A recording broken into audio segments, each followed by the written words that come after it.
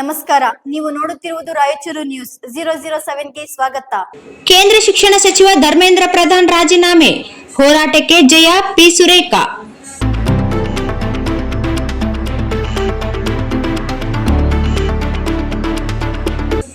ಕೇಂದ್ರ ಶಿಕ್ಷಣ ಸಚಿವ ಧರ್ಮೇಂದ್ರ ಪ್ರಧಾನ್ ರಾಜೀನಾಮೆ ನೀಡಿರುವುದು ವಿದ್ಯಾರ್ಥಿಗಳ ಸುದೀರ್ಘ ಹೋರಾಟಕ್ಕೆ ಸಿಕ್ಕಿರುವ ಯಶಸ್ಸಿನ ಸಂಕೇತವಾಗಿದೆ ಎಂದು ಕಾಂಗ್ರೆಸ್ನ ನಗರ ಮಹಿಳಾ ಅಧ್ಯಕ್ಷರಾದ ಪಿ. ಸುರೇಖಾ ರಾಯಚೂರು ಅವರು ಹರ್ಷ ವ್ಯಕ್ತಪಡಿಸಿದ್ದಾರೆ.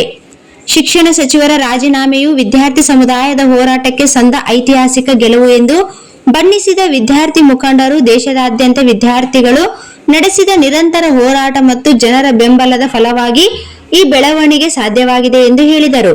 ಪ್ರಜಾಪ್ರಭುತ್ವ ವ್ಯವಸ್ಥೆಯಲ್ಲಿ ವಿದ್ಯಾರ್ಥಿಗಳ ಐಕ್ಯತೆ ಮತ್ತು ನ್ಯಾಯಯುತ ಹೋರಾಟಕ್ಕೆ ಅಂತಿಮವಾಗಿ ಗೆಲುವು ದೊರೆಯುತ್ತದೆ ಎಂಬುದಕ್ಕೆ ಈ ಘಟನೆ ಸಾಕ್ಷಿಯಾಗಿದೆ ಎಂದು ಮುಖಂಡರು ಅಭಿಪ್ರಾಯಪಟ್ಟರು.